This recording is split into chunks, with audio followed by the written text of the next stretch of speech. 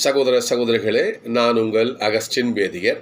இன்றைய சிந்தனை, வயலில் எப்படி இடையே களைகள் வளரும், அதே போல் நாம் வாழும் இந்த உலகத்தில் கடவுள் தீமையான காரியங்களை அனுமதிக்கிறார்.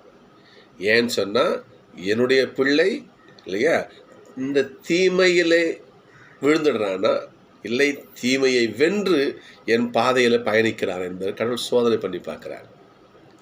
நம்ம மிக கவனமாக இருக்கணும். குமரிமுத்தூர் படத்தில் சொல்லுவார், கோயில் குறுக்களாக இருந்து குடிக்காமல் இருக்கிறது பெரிய விஷயம் கிடையாது, சாராய கடலில் வேலை செஞ்சுக்கிட்டே குடிக்காமல் இருக்கணும். இன்றைய கருத்துமை தான், நாம் தீமையின் மத்தியில் இருந்து கொண்டு கடவுளுடைய பாதையை பின்பற்றணும். இதுதான் ஆண்டவருக்கு மகிமை, அவருக்கு சந்தோஷம். அந்த வகையிலே நாம் கடவுளுடைய பாதையில் பயணிக்க முயற்சிப்போம். நன்றி.